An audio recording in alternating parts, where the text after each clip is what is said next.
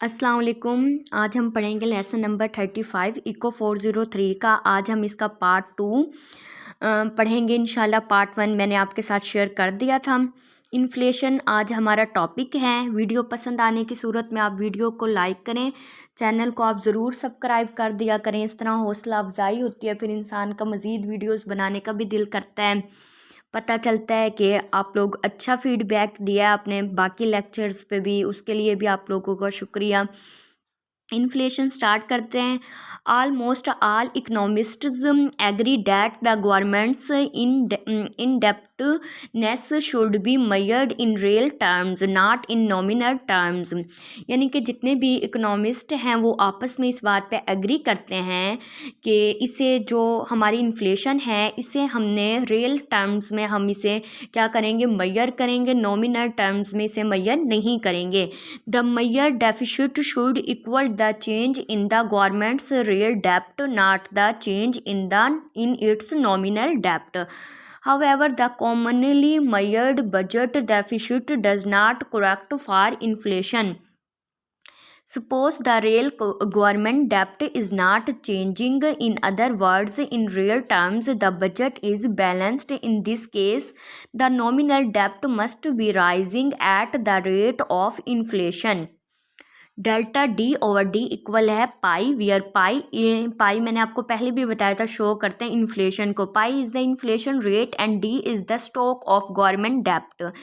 यानी कि वो स्टॉक है जो गवर्नमेंट ने कर्जे की सूरत पे लिया, उसे जो डी है वो शो कर रहा है। डेल्टा डी इक्वल है inflation D.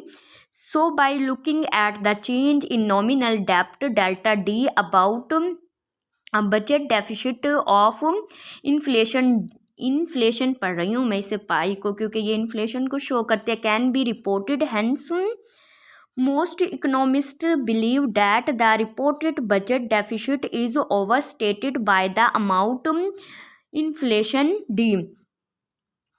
Another perspective, government budget deficit equal है government expenditures minus government revenues. For correct measurement of budget deficit for government expenditures should include only the real interest paid on the debt, not the nominal interest paid. Since I minus R equal है inflation, budget deficit is overstated by delta D. Example, in 1979 budget deficit 28 billion, inflation 8.6 percent, government debt 495 billion, budget deficit overstated delta D। यानी कि इन्होंने कहा है कि इन्होंने इसे ना एक एग्जाम्पल की मदद से ये इसे सॉल्व कर रहे हैं कि 1979 में क्या था, बजट इतना था, इन्फ्लेशन का रेट क्या था 8.6 परसेंटेज था, और गवर्नमेंट का जो डेप्ट था वो 495 बिलियन था। बजट डेफिसिट ओवरस्टेटेड, यहाँ इन्होंने इन दोनों को क्या किया, मल्टीप्लाई किया, 73 बिलियन आ गया। सो अब ये इसे इसमें से क्या कर रहे हैं, माइनस कर रहे हैं, तो 15 बिलियन सरप्लस इन्हें क्या हुआ है, हासिल हुआ है।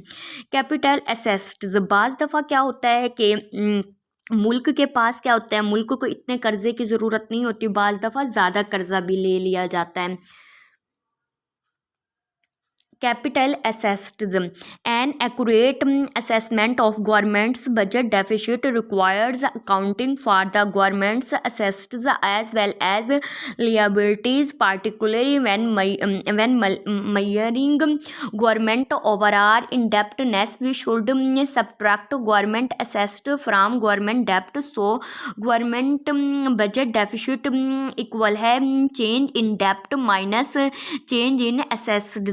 Individuals and firms treat assets and liabilities symmetrically. Borrowing to buy a house does not amount to budget deficit because the increase in assets is offset by increase in debt.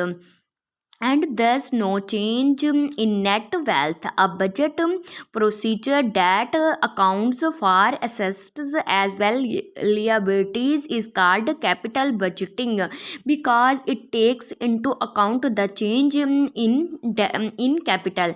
बाज़ दफ़ा क्या होता है कि ये कैपिटल गेन हमारा नहीं होगा, जैसे अगर एक घर मैंने बेच दिया और किसी दूसरे इंसान ने उसी घर को ख़रीद लिया है, तो इससे जो मुल्क के क्या होता है कैपिटल गेन होता है उसमें फ़र्क नहीं पड़ता, क्योंकि मुल्क के पास तो उतनी ज़मीन है या उतने ही घर हैं. For example the government sells some of its land और buildings and use the proceeds to reduce the budget deficit. Under current budget procedure the reported deficit would be lower, यानी कि कम है. Under capital budgeting reduction in debt would be offset by a reduction in assets.